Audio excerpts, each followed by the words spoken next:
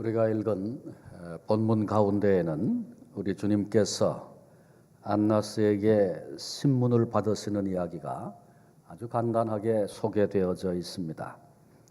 어제 나눴던 얘기와 같이 안나스는 당시의 대제사장이었던 가야바의 장인입니다.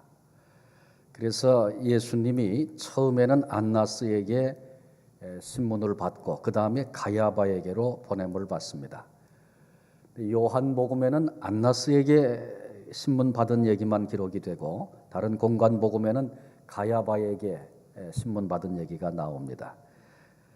그리고 이제 진행되는 그 정황을 보면 가야바와 안나스가 뜰을 같이 한 집의 양쪽에 살고 있었다, 그렇게 생각이 되고 한 뜰 안에서 계속해서 진행되는 이야기를 우리가 이제 보게 됩니다.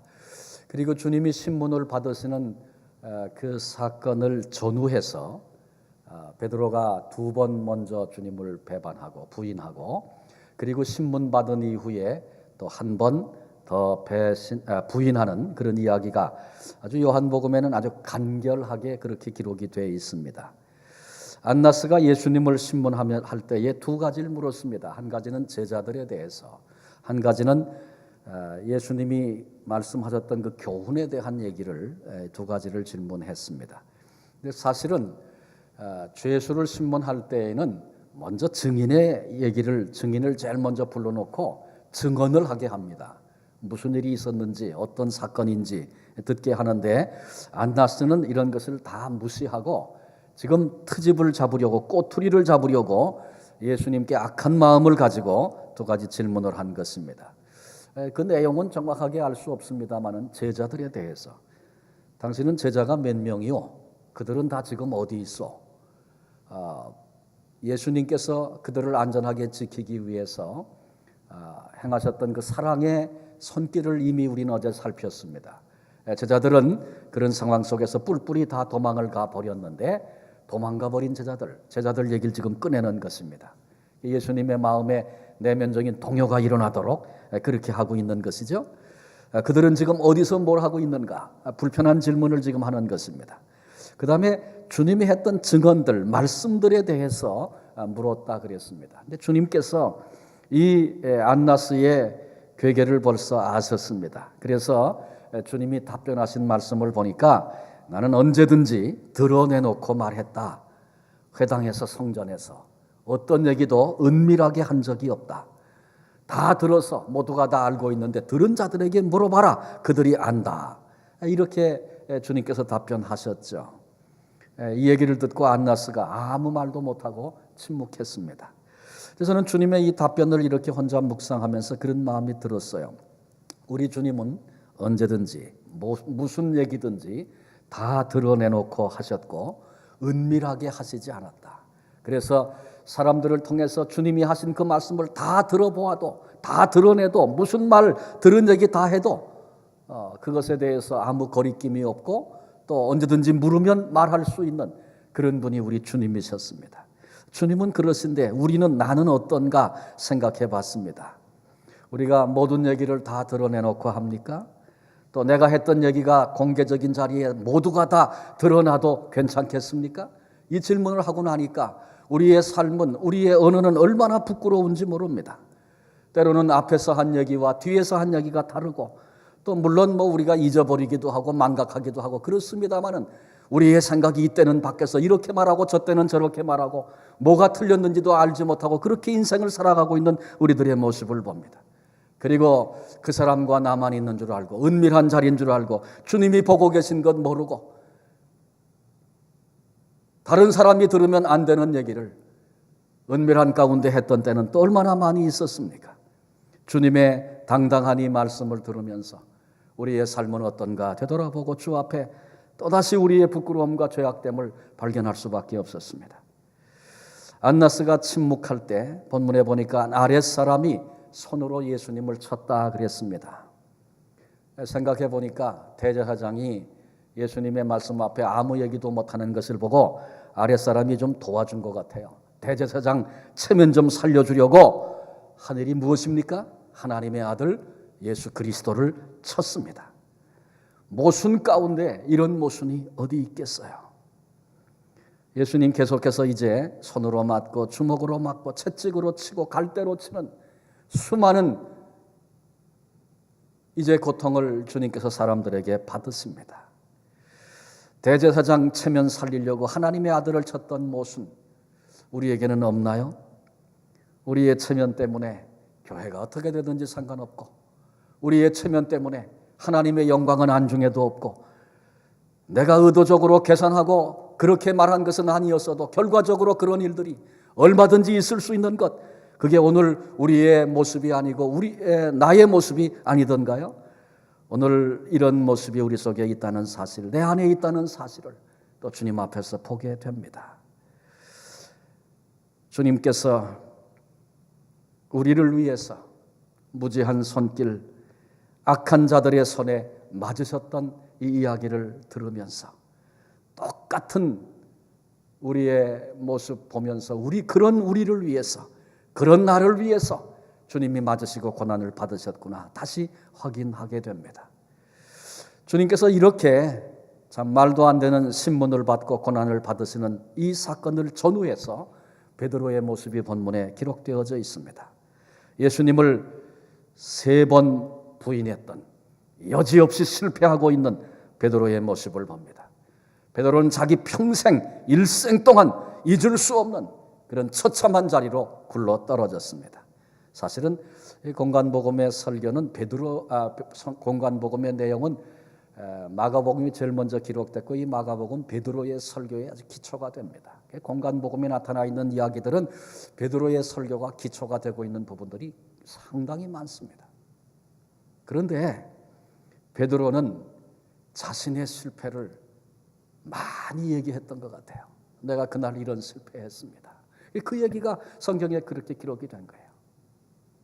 자신이 했던 그 처절한 실패, 그러나 그럼에도 그런 나를 다시 용납하여 받으신 우리 주님의 그 사랑과 은혜, 아마 베드로는 설교할 기회가 있으면, 군중 앞에 설 때가 되면, 완악한 사람들 만나면 자신의 이야기를 하면서 나는 이러이러했는데 이런 나를 주님이 받으셨다고 그렇게 간증하며 설교했겠다, 그런 생각을 해봅니다.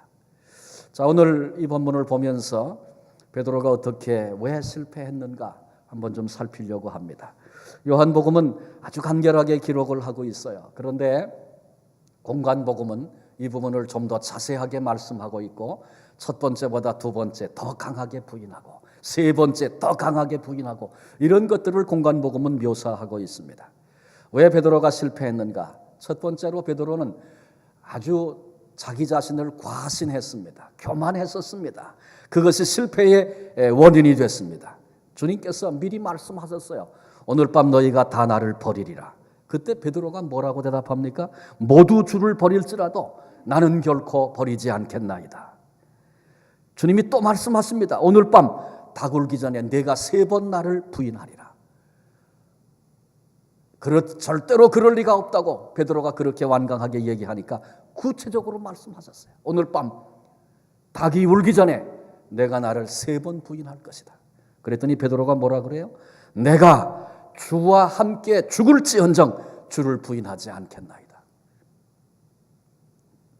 주님이 이렇게 말씀하실 때에는 이유가 있겠죠. 왜 주님이 이런 말씀을 하실까? 내가 오늘 그런 자리에 떨어지는가? 나를 돌아다 보면서 주님, 나는 절대로 주님을 부인하는 자리에 서고 싶지 않은데 나를 좀 도와주세요. 그런 수치스러운, 부끄러운 주님을 대신하는 그런 자리에 나로 서지 않게 해주세요. 이게 베드로가 주님의 말씀을 귀중히 여겨 듣고 겸손했다면 그래야 옳지 않겠습니까?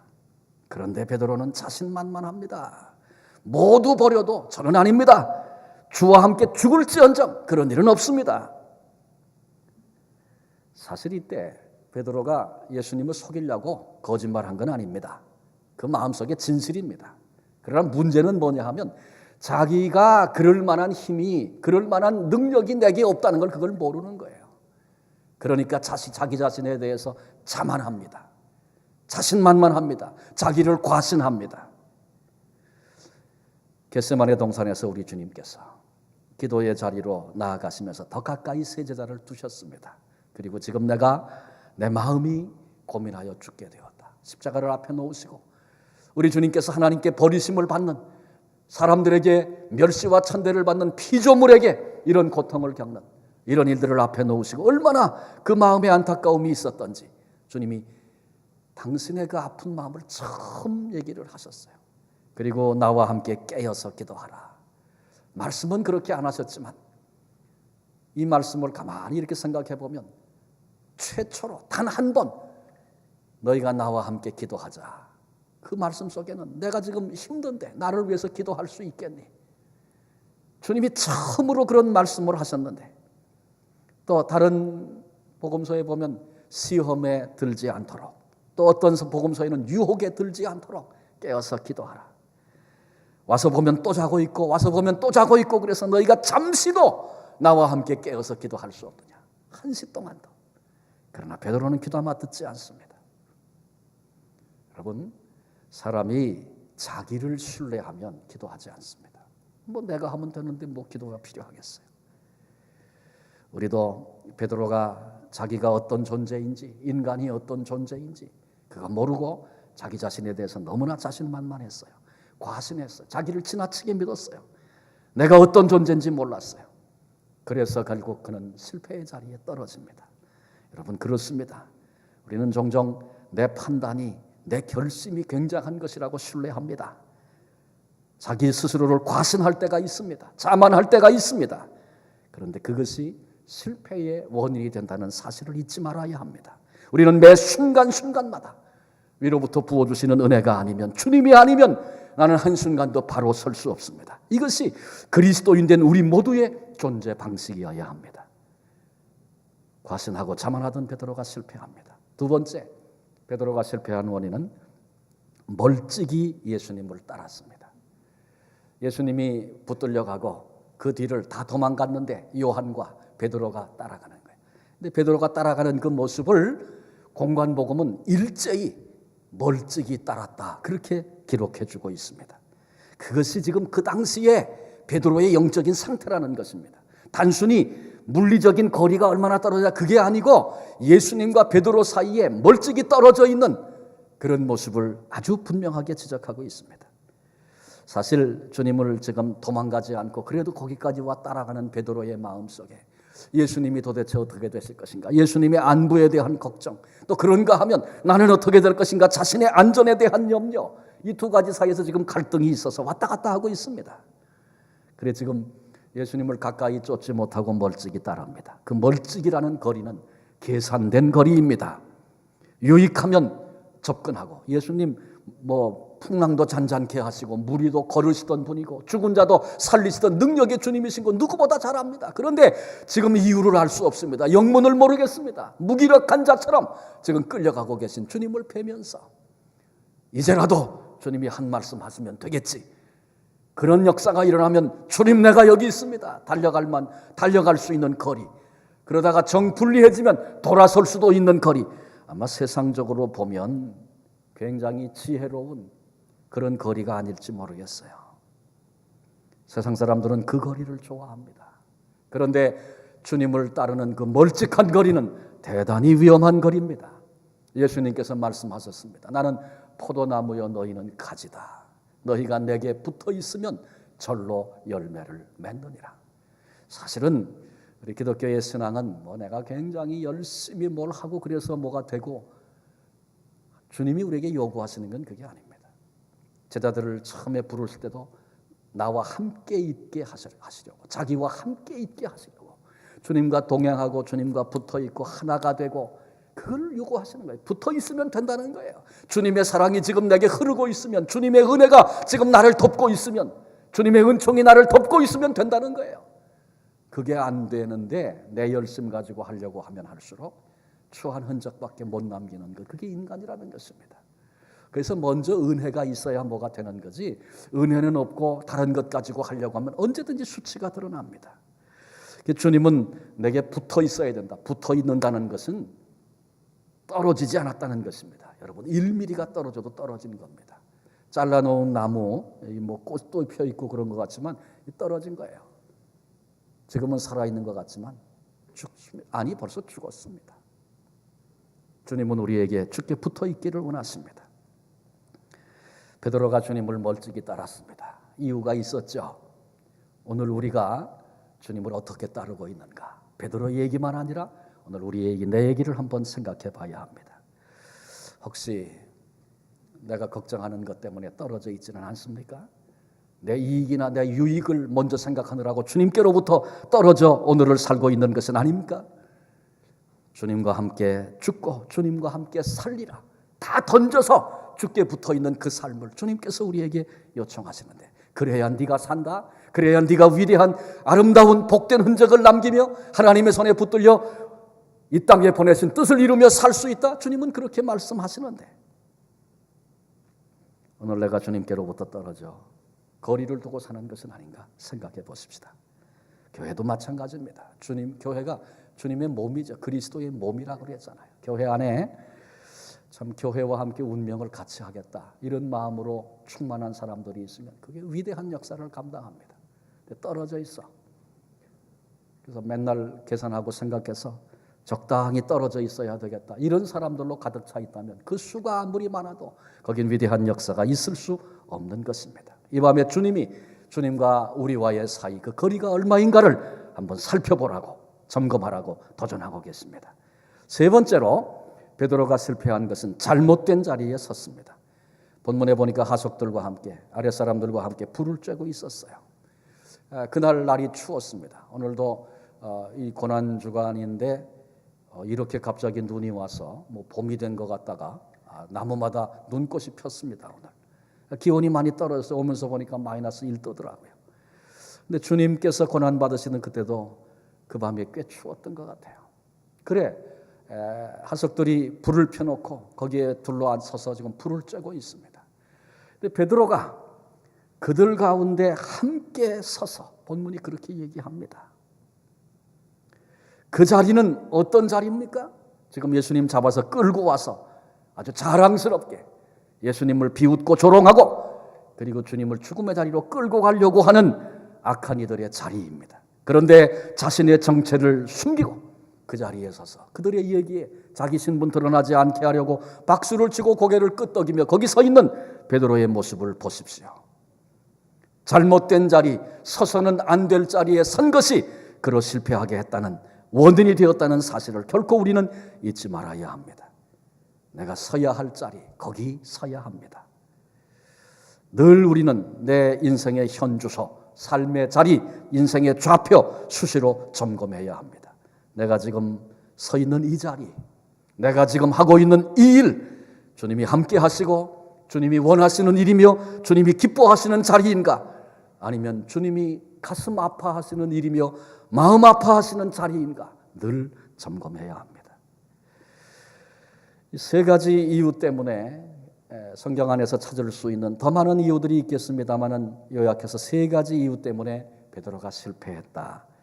그런데 실패한 베드로, 실패한 인생으로 끝나지 않았습니다. 다시 회복돼서 그가 위대한 사도가 되었다는 사실을 우리 모두가 알고 있습니다. 그러면 그가 어떻게 회복되어져서 위대하게 주님께 붙들려 쓰임 받았습니까?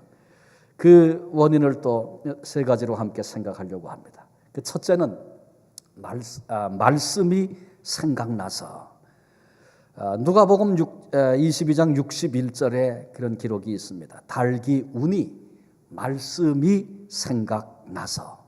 무슨 말씀이 생각났어요?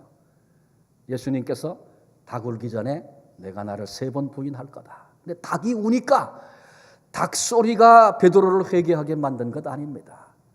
닭이 울 때 주님이 말씀하신 그 말씀이 생각난 것, 이것이 은혜였습니다. 그렇습니다. 우리가 실패의 자리에서도 말씀이 생각나고 기억나면 실패가 축복이 됩니다. 고난과 역경의 자리, 거기서 말씀을 기억할 수 있었다면 고난도 축복인 것입니다. 그런데 반대로 사업이 잘 되고 흥왕하고 사람들에게 인기가 올라가고 박수를 받고 많은 사람들이 따르고 이렇게 잘 되는 것들 때문에 말씀을 까맣게 잊어버리고 살았다면 그 잘된 것이 불행이고 비극이 되는 것입니다. 수많은 사람들이 고난의 자리에서 하나님의 말씀을 붙잡고 회복됐습니다. 심지어는 자살하여 죽으려고 했던 그 순간에 강권적으로 들려주셨던 말씀 때문에 새로운 인생이 된 이들이 또한 많이 있습니다. 성경의 역사, 성경의 이야기, 역사의 이야기 속에서 얼마든지 그런 예들을 발견할 수 있습니다. 우리가 그리스도인으로서 기억해야 할 사실은 정말 고난의 때에, 정말 역경의 때에, 내 인생의 운명을 결정할 만큼 그렇게 중요한 때에 바로 그 순간에 하나님의 말씀을 기억하고 붙잡으려면 오늘 평안의 때, 평상시 하나님이 기회를 주실 때 말씀의 사람이 되어야 합니다. 말씀을 읽고 말씀을 묵상하고 하나님 말씀에 귀를 기울이고 말씀대로 살아보려고 몸부림치는 오늘의 삶이 있지 않고는 그날 그때 정말 필요할 때 하나님의 말씀 때문에 사는 역사 경험할 수 없는 것입니다. 우리 온교우들이 그래서 주신 평안의 그 복된 기회 때에 하나님의 말씀으로 우리의 심령을 채우고 주시는 말씀을 따라 살아가는 삶의 훈련과 순종과 결단을 계속해서 해나감으로 정말 악한 마귀가 틈을 타고 모든 손길들을 이용하고 사용해서 위험한 순간 위기의 때를 내게 내 앞에 가져다 놓는다 할지라도 그때 거기서 하나님의 말씀의 인도함을 받고 사는 역사, 생명의 역사, 오히려 고난이 컸기에 더 큰 영광을 하나님께 돌릴 수 있는 이런 위대한 승리를 말씀 안에서 살 수 있는, 말씀 안에서 얻을 수 있는 이런 복을 함께 누리시는 우리 모두가 될 수 있기를 바랍니다. 두 번째로 베드로가 회복될 수 있었던 것은 주님의 얼굴을 바라봄으로 얻은 은혜였습니다. 누가복음 22장 61절에 베드로가 3번 예수님을 부인하니까 곧 닭이 울었다 그랬어요. 근데 61절에 보니까 그 닭이 울 때에 주께서 돌이켜 베드로를 보시니 그렇게 말씀하고 있어요. 한번 그 모습을 그려보십시오. 지금 베드로가 예수님을 3번째 부인했어요. 닭이 울었어요. 깜짝 놀라서 주님의 말씀이 생각나니까 자기도 모르게 얼굴이 주님을 향하여 가지 않았겠습니까? 주님의 말씀 생각하지 못했다면 여전히 딴짓했을 거예요. 근데 주님의 말씀이 떠오르니까 자기도 모르게 자기의 얼굴이, 자기의 눈이 주님을 향했습니다. 그런데 안나스에게 신문을 받고 고초를 겪고 매를 맞던 예수님께서 닭이 우는 순간에 돌이켜서 베드로를 바라보셨습니다. 그래서 베드로의 눈과 우리 주님의 눈이 공중에서 부딪혔습니다. 여러분, 그때 베드로의 마음이 어땠겠습니까? 사실 안나스에게 예수님이 신문을 받으시면서 또 그 전에도 베드로가 얼마나 자만하고 있는지, 자기를 과신하고 있는지, 곧 자신의 과신 때문에 처참하게 무너질 수밖에 없는 베드로의 그 약함을 주님은 알고 계셨고 보고 계셨습니다. 멀찍이 따라오는 베드로, 주님은 보고 계셨고 알고 계셨습니다. 잘못된 자리에 서서 고개를 끄덕거리고 있는 베드로, 주님은 보고 계셨고 알고 계셨습니다. 닭이 울어 결정적인 순간이 됐을 때 주님이 얼굴을 돌이켜 베드로를 바라보십니다. 그런데 그때 우리 주님의 눈길은 책망의 눈길 아니었습니다. 잘한다, 너 큰 소리 치더니 그래 네가 할 수 있는 게 겨우 그거밖에 없느냐? 우리 주님께서 그런 눈으로 바라보신 것 아니었습니다. 베드로야, 내가 내 마음 안단다. 내가 약해서 지금 무너진 거. 너는 결코 그러고 싶지 않은데 상황들에 눌리다 보니까 내 입에서 그런 소리가 나올 수밖에 없는 그런 약함이 내게 있다는 거 나는 안단다. 내가 한 얘기가 내게 거짓말하지 않은 거 나는 안단다. 오히려 베드로를 향해서 너 절망하지 말아라. 너 포기하지 말아라. 더 큰 사명, 더 위대한 사명 붙잡고 내가 나아갈 그 길을 내가 벌써 보고 알고 있단다. 오히려 베드로를 향해서 위로하시며 격려하시는 그 눈길을 베드로가 보게 된 것입니다. 여러분, 우리가 역경의 때, 실패의 때, 처절한 자리에서 그 자리에서도 눈을 들어서 우리 주님의 얼굴을 바라볼 수만 있다면 주님이 주시는 그 위로하심, 주님이 나를 바라보고 흘리시는 그 눈물 볼 수만 있다면 우린 다시 용기를 내고 어떤 자리에서도 다시 일어설 수 있는 것입니다. 마지막으로 베드로가 밖에 나갔음이 통곡했다. 오늘 요한복음은 그 얘기를 전혀 하고 있지 않은데 다른 복음서는 밖에 나갔음이 통곡했다는 사실을 알려주고 있습니다.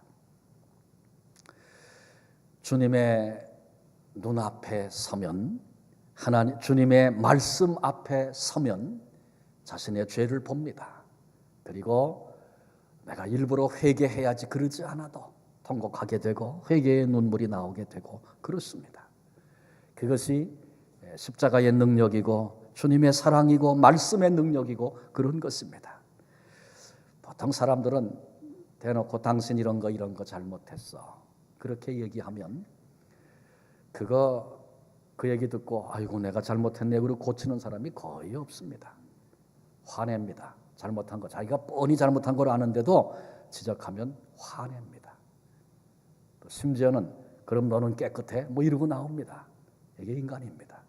그런데 그런 인간도 주님 눈앞에 서면, 주님의 그 사랑의 십자가 앞에 서면, 말씀 앞에 대면하여 서면 내 모습을 보게 되고 그리고 회개하게 되는 것입니다.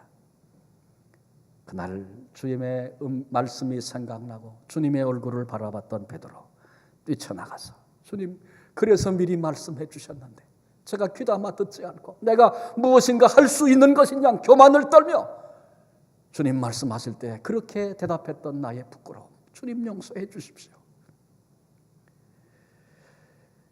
회개도 은혜가 먼저 와야 됩니다. 은혜가 와야 회개가 되는 거예요. 그래서 우리는 늘 은혜를 사모해야 합니다. 은혜가 없으면 한순간도 살 수 없는 자임을 고백하고 위로부터 오는 은혜가 내게 마르지 않도록 계속 그 은혜를 사모해야 합니다. 그래야 우리 마음이 부드러워지고 우리 마음이 열리고 그런데 은혜 받지 못하면 내가 이런저런 노력해봐도 그걸로 되지 않습니다. 내 속에 노력해서 이루어낼 수 있는 선함이 우리 속에 있나요? 없죠. 그게 있으면 주님이 왜 십자가에 죽으셨겠어요? 내 것으로 되지 않으니까 은혜로만 주님의 십자가의 구속의 대속의 은혜로만 되기 때문에 그래서 주님이 십자가의 사랑의 길을 걷지 않으셨습니까?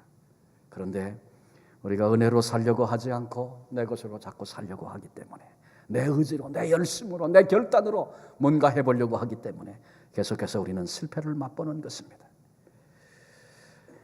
내 마음의 그 고백이 사실은 진실이었다 할지라도 그것 지킬 만한 힘이 내게 없어서 결국은 예수님을 부인할 수밖에 없었던 무능하고 아니 죄악된 자신의 모습을 바라다 보면서 그런 나를 위해서 그런 베드로를 위해서 주님께서 십자가를 지셨듯이 여러분 사실 우리는 알지 못해서 그렇지 말씀으로 이렇게 기록돼서 베드로가 그랬구나 우리가 점검해보고 따져볼 수 있는 것이지 나는 한 번도 점검도 안 해보고 그 진리 앞에 내 모습을 비춰보지도 못한 채 내가 제법 잘 가고 있는 것이냐 마냥 그렇게 착각하면서 오히려 다른 사람들을 평가하면서 그렇게 살았던 순간들이 우리에게 얼마나 많이 있습니까?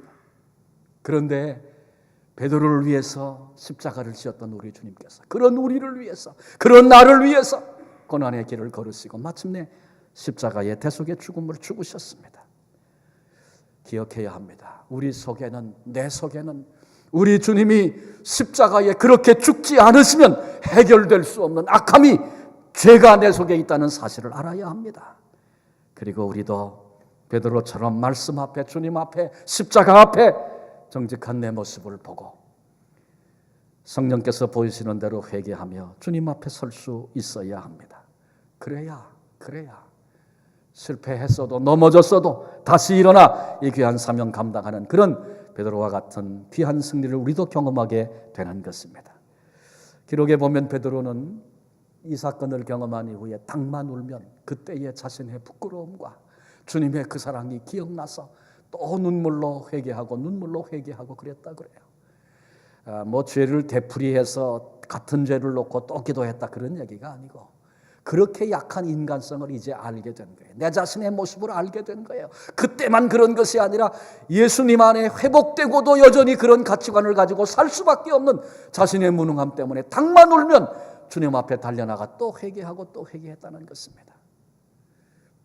여러분, 우리가 오늘까지 신앙생활해 오면서 베드로를 위해서 주님께서 닭울음 소리를 예비해 두셨듯이 오늘 내 인생의 내 신앙의 삶 속에서 나를 위하여 예비해 놓으신 또 다른 닭의 울음소리가 있을 수 있습니다. 그건 닭이 우는 것 아니어도 그 소리를 들으면, 그런 사건을 목도하면 깨달아지고 나를 봐야 할 그런 또 다른 닭의 울음소리가 내게도 있습니다. 베드로는 그 소리 들을 때마다 돌이켰다고 했는데 우린 자꾸 눈을 감고 들으려고 하지 않고, 그런 소리를 들려주셔도, 주님께서 내 곁에 그런 소리가 지나가게 해주셔도 모른 척하고 외면하고 그렇게 살았던 적은 없는가? 우리 돌아봐야 합니다. 회개가 은혜입니다. 회개가 축복입니다. 이제 말씀을 마칩니다. 베드로가 인생의 삶 속에 큰 실패를 그날, 그것도 우리 주님이 가장 고통스러워하시던 그 밤에 큰 실패, 처절한 실패 경험했습니다. 그런데 베드로가 그 실패로 끝나지 않았다 그랬죠. 말씀이 생각나고 주님의 눈길 바라보며, 그리고 이제 말씀 앞에서, 주님의 눈앞에서 회개하기 시작할 때 회복의 은혜가 그에게 주어졌다. 우리 말씀을 들었습니다. 우리 주님께서 나를 위해서 고난받으신 이 주간, 베드로를 바라보시던 주님이 우리도 바라보고 계신데, 나를 바라보고 계신 주님의 눈길은 어떤 눈길일까? 이 밤에 좀 우리가 생각하고 좀 주님의 그 마음과 눈길을 좀 느낄 수 있었으면 좋겠습니다. 안타까워서 우리 주님이 눈물 젖은 눈으로 그렇게 나를 보고 계시지는 않겠는가? 오늘 내 모습을 좀 돌아다 봤으면 좋겠어요. 내 안에 멀찍이 주님을 따르던 것이 있지는 않습니까? 내 안에 나도 모르게 자만하고 과신하고 우쭐거리던 그런 순간들이 있지는 않습니까? 그 방식이 나의 삶의 방식으로 습관이 된 것은 아닙니까? 내가 오늘까지 신앙생활하면서 잘못된 자리에 섰던 순간은 없는가요? 오늘 내가 지금 서 있는 그 자리, 주님이 기뻐하시는 자리인가? 오늘 이 밤에 이 말씀 앞에 내 모습을 돌아다보고 비춰봤으면 좋겠습니다. 우리 이 시간에 좀 한음성으로 기도할 텐데, 오늘 말씀을 기억하십시다. 많은 얘기를 했습니다마는 오늘 주님께서 이 말씀을 통해서 나에게 무슨 말씀을 주시는가? 한 가지, 두 가지 붙잡아도 좋습니다. 붙잡고 주님이 나에게 들려주시고 나에게 듣기 원하시는 그런 말씀이 있다면 그게 뭔가 좀 붙잡고, 회개해야 할 것이라면 회개하고, 결단해야 할 것이라면 결단하고, 순종하기로 그렇게 작정하고 또 다른 믿음의 발걸음을 옮기는 그런 시간으로 주님 앞에 섰으면 좋겠습니다. 오늘 말씀 가운데 내가 붙들고 기도해야 할 것이 무엇인가? 우리 좀 귀를 기울여 들으시면서 우리 함께 이 시간에 한음성으로 말씀 붙잡고 기도하도록 하겠습니다. 기도하시겠습니다. 거룩하신 아버지, 저희들 말씀 앞에 섰습니다.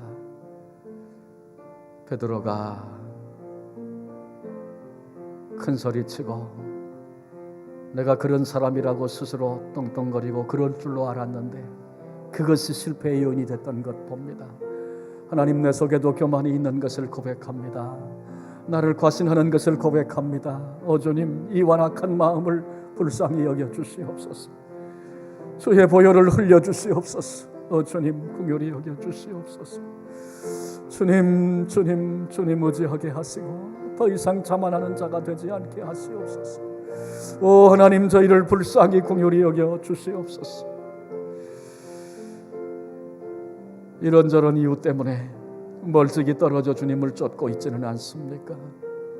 주님은 내게 붙어 있어 절로 열매를 맺으라 말씀하시는데 게으르고 나태하고 내가 좋아하는 것 따라가느라고 멀찍이 주님을 따르며 주님의 마음을 아프시게 해드리고 있는 것은 아닙니까?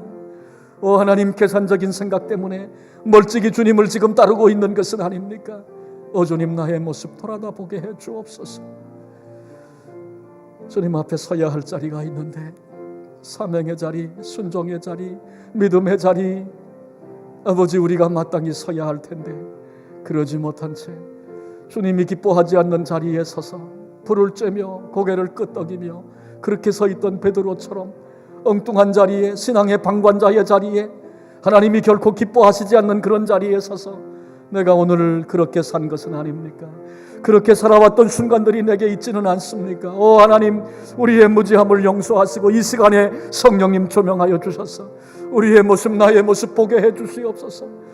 그런 나 때문에 십자가를 지었던 주님의 사랑 앞에 웬 은혜며 웬 사랑입니까? 하나님이 은혜 앞에 다시 아버지 하나님 우리가 일어서기를 원합니다.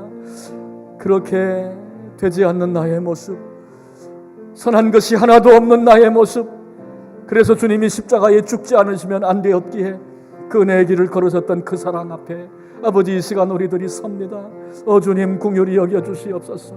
주님 불쌍히 여겨주시옵소서. 우리의 심령과 마음을 사로잡아 주시옵소서. 주님의 사랑 앞에 대면하여 설 수 있는 저희들이 되게 해 주옵소서. 주님의 사랑이 보여지면, 주님의 얼굴이 보여지면, 주님의 눈길이 보여지면, 주님의 말씀 앞에 서게 되면 하나님이여 아버지 다시 사는 역사가 생길 줄로 믿습니다. 오늘 이 밤에 성령 하나님 우리를 조명하여 주시고 은혜가 없으면 내 의지나 내 결단이나 내 노력이나 내 힘 가지고 되지 않는 것을 고백합니다. 성령님 오셔서 아버지 이 시간에 우리의 모습을 조명해 주시고 하나님 앞에 다시 돌이켜 새로워지는 귀한 밤 되게 해 주옵소서. 이 주간에 십자가의 길을 걸으신 주님의 그 사랑이 우리 심령 속에 물밀듯 밀려오게 하시고 아버지 이 은혜를 가지고 남은 생애를 살 수 있는 저희들 되게 해 주옵소서. 아버지 하나님 버려두시면 아버지 우리의 마음은 강팍해지고 아버지 둔하여지고 어두워져서 하나님의 뜻을 저버린 채 세상을 향하여 설 수밖에 없는 무지한 저희들임을 고백합니다.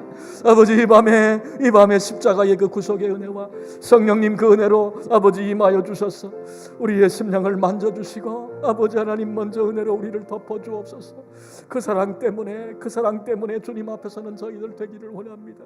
오 하나님 그런 은혜를 우리에게 부어주시옵소서. 주님 함께 해주시옵소서. 주님 함께 해주시옵소서. 그 크신 사랑으로 주님이 붙들어 주시옵소서.